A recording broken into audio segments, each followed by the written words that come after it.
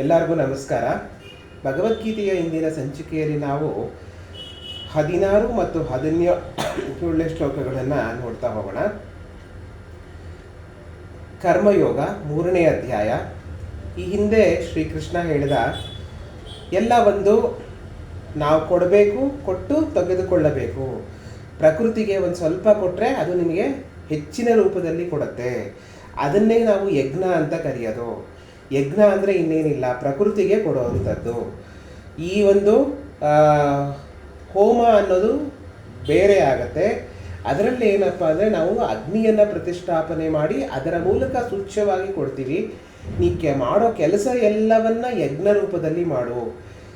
ಆವಾಗ ಎಲ್ಲವನ್ನ ಕೊಡಬೇಕು ಅನ್ನೋ ಉದ್ದೇಶದಿಂದ ನಾನು ಇಂಥದ್ದನ್ನು ಕೊಡಬೇಕು, ಪ್ರಕೃತಿ ನಮಗೆ ಎಷ್ಟೊಂದು ಕೊಡ್ತಾ ಇದೆ, ಅದರಲ್ಲಿ ನಾವು ನಮಗೆ ಕೈಲಾದದ್ದನ್ನು ಕೊಡಬೇಕು ಅನ್ನೋ ಒಂದು ಮನಸ್ಥಿತಿಯಲ್ಲಿ ಮಾಡಿದ್ರೆ ಅದೇ ಒಂದು ಯಜ್ಞ ಆಗತ್ತೆ ಅಂತ ಶ್ರೀಕೃಷ್ಣ ಹಿಂದೆ ಹೇಳಿದ. ಅದನ್ನೇ ಮುಂದುವರಿಸ್ತಾ 16ನೇ ಶ್ಲೋಕದಲ್ಲಿ ಏವಂ ಪ್ರವರ್ತಿತಂ ಚಕ್ರಂ ನಾನುವರ್ತಯತೀಯಃ ಆಗಾಯುರಿಂದ್ರಿಯಾರಾಮೋ ಮೋಘಂ ಪಾರ್ಥ ಸಜೀವತಿ ಅಂತ ಶ್ರೀಕೃಷ್ಣ ಹೇಳ್ತಾನೆ. ಅಂದ್ರೇನಪ್ಪ ಅಂದರೆ ಇದು ಒಂದು ಚಕ್ರದ ರೀತಿಯಲ್ಲಿ ನಡೀತಾ ಇರತ್ತೆ. ನಾವು ಕೊಡ್ತೀವಿ, ಅದು ನಮಗೆ ವಾಪಸ್ ಕೊಡುತ್ತೆ. ನಾವು ಕೊಡ್ತೀವಿ, ಪ್ರಕೃತಿ ನಮಗೆ ವಾಪಸ್ ಕೊಡುತ್ತೆ. ಹೀಗೆ ಚಕ್ರದ ರೀತಿಯಲ್ಲಿ ನಡೀತಾ ಇರತ್ತೆ. ಯಾವಾಗ ಈ ಚಕ್ರವನ್ನು ಮುರಿತೀವೋ ಅವನು ಇಂದ್ರಿಯ ಸುಖಕ್ಕೋಸ್ಕರ ಮಾಡ್ತಾ ಇದ್ದಾನೆ ಅಂತ ಆಗೋಗುತ್ತೆ. ನನಗೋಸ್ಕರ, ನಾನು ಶೇಖರಣೆ ಮಾಡೋಕ್ಕೋಸ್ಕರ, ನನ್ನ ಮಕ್ಕಳಿಗೋಸ್ಕರ, ನನ್ನ ಮುಂದಿನ ಮಕ್ಕಳ ಮುಂದಿನ ಭವಿಷ್ಯಕ್ಕೋಸ್ಕರ ಹೀಗೆ ಯಾರಾದರೂ ಕೆಲಸ ಮಾಡೋಕ್ಕೆ ಶುರು ಮಾಡಿದ್ರೆ ಆವಾಗ ಈ ಚಕ್ರ ಮುರಿದು ಹೋಗುತ್ತೆ. ಇದರಿಂದ ಯಾರಿಗೂ ಒಳ್ಳೆಯದಾಗಲ್ಲ. ಈ ಒಂದು ಚಕ್ರ ಮುರಿದು ಹೋದರೆ ಇದರಿಂದ ಯಾರಿಗೂ ಒಳ್ಳೆಯದಾಗಲ್ಲ ಅಂತ ಶ್ರೀಕೃಷ್ಣ ಇಲ್ಲಿ ಹೇಳ್ತಾರೆ. ಆವಾಗ ಅವನು ಇಂದ್ರಿಯಾರಾಮ ಅಂದರೆ ಇಂದ್ರಿಯಕ್ಕೋಸ್ಕರ ಕೆಲಸ ಮಾಡ್ತಾ ಇರೋನು ಅಂತ ಆಗ್ಬಿಡತ್ತೆ. ಇಂದ್ರಿಯ ತೃಪ್ತಿಗೋಸ್ಕರ ಕೆಲಸ ಮಾಡ್ತಾ ಇರೋನು ಅಂತ ಆಗ್ಬಿಡತ್ತೆ. ಆದ್ದರಿಂದ ನೀವು ಯಾವಾಗಲೂ ಈ ಒಂದು ಚಕ್ರದ ಒಳಗಡೆನೇ ಇರಬೇಕೇ ಹೊರತು ಈ ಚಕ್ರದನ್ನು ಹೊರತುಪಡಿಸಿ ಮಾಡಬಾರ್ದು. ಈ ಚಕ್ರ ಏನಪ್ಪ ಅಂದರೆ ನೀವು ಕೊಡಬೇಕು ಪ್ರಕೃತಿಗೆ, ಪ್ರಕೃತಿಯಿಂದ ತೆಗೆದುಕೊಳ್ಳಬೇಕು. ಏನನ್ನು ತಗೋತೀರೋ ಅದನ್ನು ಪ್ರಕೃತಿಗೆ ಕೊಡ್ತಾ ಇರಬೇಕು. ಇದೇ ಒಂದು ಚಕ್ರದ ರೀತಿಯಲ್ಲಿ ಈ ಸೃಷ್ಟಿ ನಿರ್ಮಾಣವಾಗಿದೆ. ನಾವೆಲ್ಲವನ್ನ ಇಲ್ಲಿಗೆ ಕೊಟ್ಟು ಹೋಗೋದೆ. ಈ ಸಮಯದಲ್ಲಿ ಮನುಷ್ಯನಾದವನು ಅದನ್ನು ನನಗೋಸ್ಕರ, ನಾನು ಇದು ಮುಂದೆ ಏನಕ್ಕೆ ಮಾಡೋಕ್ಕೋಸ್ಕರ, ಮುಂದಿನ ಭವಿಷ್ಯಕ್ಕೋಸ್ಕರ ಆ ಥರ ಅಂದ್ಕೊಂಡು ಅದೇ ಒಂದು ನಿಟ್ಟಿನಲ್ಲಿ ಕೆಲಸ ಮಾಡೋಕ್ಕೆ ಶುರು ಮಾಡಿಬಿಟ್ರೆ ಆವಾಗ ಅದು ತಪ್ಪಾಗಿ ಆ ಚಕ್ರ ದಿಂದ ಹೊರಗೆ ಬಂದಂಗಾಗಿ ಅದು ಬರೀ ಇಂದ್ರಿಯ ಸುಖಕ್ಕೋಸ್ಕರ ಮಾಡುವಂತಹ ಕೆಲಸ ಆಗ್ಬಿಡುತ್ತೆ. ಆ ರೀತಿಯಲ್ಲಿ ನಿನ್ನ ಕರ್ಮ ಇರಬಾರ್ದು ಅಂತ ಶ್ರೀಕೃಷ್ಣ ಹೇಳ್ತಾರೆ.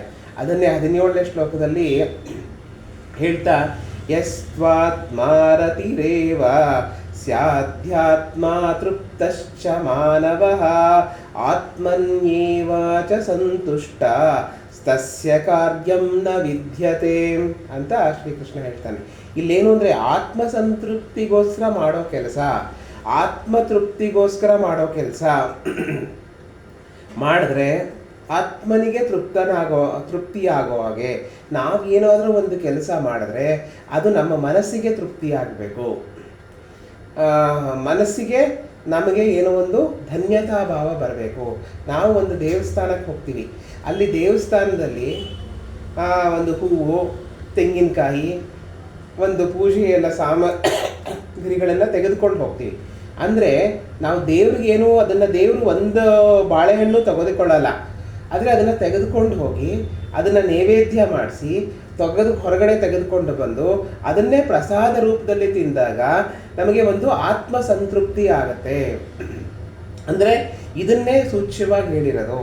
ಅಂದ್ರೇನು ಅಂದರೆ ಒಂದು ನಮಗೋಸ್ಕರ ಅಂತ ಮಾಡೋದು ಬಿಟ್ಟು ಹಣ್ಣನ್ನು ನಾವೇ ಎಲ್ಲೋ ಹೋಗಿ ಬೀದಿಲಿ ತೊಗೊಂಡು ತಿನ್ನೋದು ಅದೊಂದು ಬೇರೆ ವಿಚಾರ ಆಗೋಗುತ್ತೆ. ಅದು ನಮ್ಮ ಇಂದ್ರಿಯ ಸುಖಕ್ಕೋಸ್ಕರ ಆಗತ್ತೆ. ಆತ್ಮ ಸಂತೃಪ್ತಿಗೋಸ್ಕರ ಮಾಡುವಂಥ ಕೆಲಸ ಅಂದ್ರೇನು ಅಂದರೆ ನಾವು ಯಾವುದೋ ಒಂದು ಕಡೆ ಹೋದಾಗ ಅದನ್ನು ಅಲ್ಲಿಗೆ ಸಮರ್ಪಣೆ ಮಾಡಿ, ಅಲ್ಲಿಗೊಂದು ಸಮರ್ಪಣೆ ಮಾಡಿ ನಾವು ಪ್ರಸಾದದ ರೂಪದಲ್ಲಿ, ಅದು ದೇವರು ಕೊಟ್ಟ ಪ್ರಸಾದ ಅನ್ನೋ ರೂಪದಲ್ಲಿ ನಾವು ತೆಗೆದುಕೊಂಡಾಗ ಅದು ಆತ್ಮ ಸಂತೃಪ್ತಿಗೋಸ್ಕರ ಮಾಡಿದ ಕೆಲಸ ಆಗತ್ತೆ. ಅದು ಅತ್ಯುತ್ತಮವಾದ, ಅತ್ಯಂತ ಶ್ರೇಷ್ಠವಾದ ಕೆಲಸ ಆಗತ್ತೆ ಅಂತ ಶ್ರೀಕೃಷ್ಣ ಇಲ್ಲಿ ಹೇಳ್ತಾರೆ. ಯಾರು ಆತ್ಮ ಸಂತೃಪ್ತಿಗೋಸ್ಕರ ಮತ್ತು ಆತ್ಮದ ಒಂದು ಪರಿಶುದ್ಧ ಭಾವನೆಗೋಸ್ಕರ ಯಾರು ಕೆಲಸ ಮಾಡ್ತಾರೋ ಅದು ಅಮೃತತ್ವಕ್ಕೆ ಸಮಾನ ಆಗಿರುತ್ತೆ. ಅಮೃತತ್ವ ಅಂದರೆ ಅದು ಒಂದು ಎಟರ್ನಲ್ ಅಂತ ಕರಿತೀವೋ ಅಥವಾ ಅದನ್ನು ಶಾಶ್ವತ ಅಂತ ಹೇಳ್ತೀವೋ ಆ ಥರ ಶಾಶ್ವತವಾದ ಕೆಲಸ ಆಗಿರುತ್ತೆ ಅಂತ ಶ್ರೀಕೃಷ್ಣ ಇಲ್ಲಿ ಹೇಳ್ತಾನೆ. ನಾವು ಯಾರು ದೊಡ್ಡ ದೊಡ್ಡ ಮನುಷ್ಯರು, ಗಾಂಧಿ ಆಗಿರ್ಬೋದು, ವಿವೇಕಾನಂದರಾಗಿರ್ಬೋದು, ಅವರು ತಮಗೋಸ್ಕರ ಏನೂ ಮಾಡಲಿಲ್ಲ, ಎಲ್ಲವನ್ನ ಪರರಿಗೋಸ್ಕರ ಮಾಡಿದ್ರು. ಅವರ ಹೆಸರು ಅಮೃತತ್ವವಾಯಿತು, ಅಂದರೆ ಅವರ ಹೆಸರು ಶಾಶ್ವತ ಆಗೋಯ್ತು.